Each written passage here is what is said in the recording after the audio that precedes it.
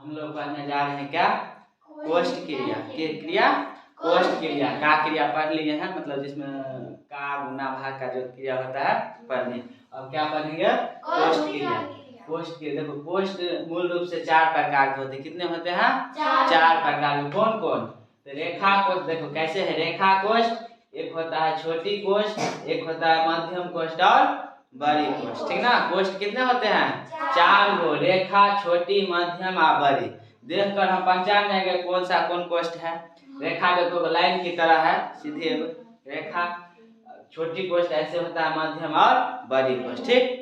Normal हम रेखा को अपने कहते हैं, अपने मतलब क्या होता है, हम खुद रेखा को अपने मानते हैं, और छोटी को बड़े भाई, अपने से बड़े भाई, और मध्यम कोष्ठ को माता और बड़ी कोष्ठ को पिता। यह इसलिए मानते कि मान लो हमें किसी पैसे की जरूरत है, 10 रुपया या 20 रुपया की जरूरत है, तो सबसे पहले हम क्या देखते हैं, अपने से कोशिश करते हैं ना। इसीलिए सबसे रेखा मतलब अपना है, अपने सबसे पहले क्या हम करते हैं, अपने कोशिश करते। इसीलिए सबसे पहले किसका क्रिया होगा, रेखा का, है ना।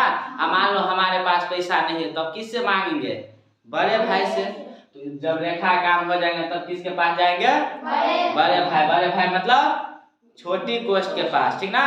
अब छोटी कोष्ठ क्रिया होने के बाद मान लो बड़े भाई के पास भी पैसा नहीं है, तब किससे मांगेंगे, माँ से, माता जी से मांगेंगे ना। तो इसीलिए सबसे पहले किसका क्रिया होगा, अपने मतलब रेखा का। अपने से नहीं होगा तो बड़े भाई मतलब छोटी कोष्ठ का, और बड़े भाई से भी नहीं होगा तो किसके पास जाएंगे, माता के पास। तो माता मतलब मध्यम कोष्ठ का। अब मान लो मध्यम कोष्ठ का क्रिया हो गया तो सबसे पिता के पास। मान लो माता के पास भी नहीं तो पिता के पास जाएंगे, तो सबसे लास्ट में किसका क्रिया होगा। तो नॉर्मल समझना है, यहाँ पर नोट में लिखना है कि सबसे पहले किसका क्रिया होता है, सबसे पहले रेखा, उसके बाद किसका, छोटी, तब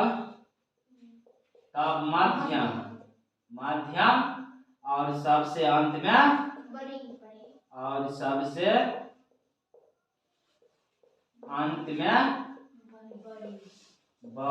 बड़ी कोष्ठ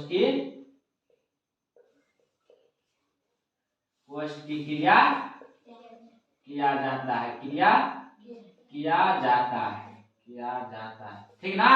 तो कोष्ठ नॉर्मल कितने होते हैं, 4। कौन कौन 4 नाम बोलो, रेखा, छोटी, मध्यम और बड़ी। सबसे पहले किसका क्रिया होगा, रेखा को, जिसे हम अपने कहते हैं, उसके बाद बड़ी की, और उसके बाद मध्यम, और सबसे अंत में बड़ी का क्रिया होगा ना। जैसे वो सवाल हम लेते हैं, देखो इधर मान लो पहला सवाल, कोनो भी सवाल हम ऐसे ही बनाएंगे। पहला सवाल है, मान लो 10 प्लस बड़ी कोष्ठ 3 माइनस मध्यम कोष्ठ 4 प्लस छोटी कोष्ठ 3 प्लस 2 और प्लस 6।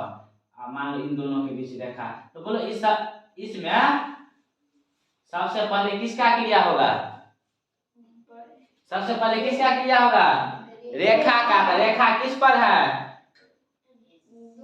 हाँ। तो जैसे का क्रिया में सबसे पहले का क्रिया होता है, तो सबको छोड़ के हम का तक जाते हैं ना। का जहाँ रहता है वहाँ ढूंढ कर उनकी क्रिया करते हैं, और का नहीं रहता है तब किसकी ओर, भाग की ओर देखते हैं, है ना। इसी प्रकार सबसे पहले मान लो रेखा क्रिया, तो सवाल में देखेंगे रेखा है कहीं पे, तो है तो वहां जाकर क्रिया करेंगे। तो इससे पहले क्या करना है, हमें वैसे ही उतारना है। तो लिखो 10 प्लस, रेखा यहाँ है ना तो वहां तक जाना है, 10 प्लस बड़ी कोष्ठ 3 माइनस मध्यम कोष्ठ 4 प्लस छोटी कोष्ठ 3। अब रेखा देखो किस पर है, 2 पर और 6 पर।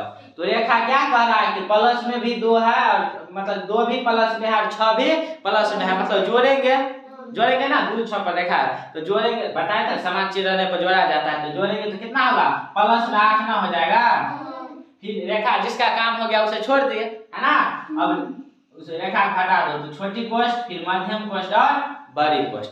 अब छोटी रेखा के बाद किसका क्रिया होगा, छोटी कोष्ठ। तो वहां पहुंचेंगे, इससे पहले क्या करना है, हमें उतारना है। तो 10 प्लस मध्यम कोष्ठ 3 माइनस बड़ी कोष्ठ 3 माइनस मध्यम कोष्ठ 4 प्लस छोटी कोष्ठ क्या कर रहा है, 3 में 8 जोड़ने के लिए कह रहा है ना। तो कितना हो गया, 11 तो 11 लिख दे, छोटी कोष्ठ चला गया और मध्यम कोष्ठ और बड़ी कोष्ठ। इसके बाद क्या होगा क्रिया, छोटी कोष्ठ के बाद मध्यम का, तो मध्यम के पास जाना, यहाँ है ना, इसे पहले उतारते जाना है। 10 प्लस बड़ी कोष्ठ 3 माइनस मध्यम कोष्ठ क्या कर रहा है, 4 में 11 जोड़ने के लिए कितना हो जाएगा, 15। छोटी कोष्ठ भी चला गया। अब छोटी बड़ी कोष्ठ का क्रिया होगा तो 10 प्लस बोलो, बड़ी कोष्ठ का रहा 3 में से 15 घटाने के लिए तो कितना, माइनस में 12 होगा ना।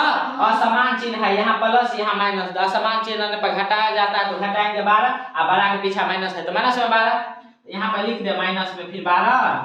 तो देखो 10 और प्लस माइनस क्या होता है, प्लस माइनस माइनस, तो यहाँ 10 माइनस 12 हो गया। अब घटाओ तो माइनस में 2 आंसर, तो कोई दिक्कत। देखो कोष्ठ 4 में होता है रेखा, छोटी, मध्यम, बड़ी। सबसे पहले रेखा का क्रिया होता है, उसके बाद छोटी का, उसके बाद मध्यम का, बड़ी का। अब मान लो किसी सवाल में समझ में आ गया ना, हम दूसरा कोनो सवाल लेते हैं। देखो मान लो इस सवाल में ऐसा सवाल रहेगा,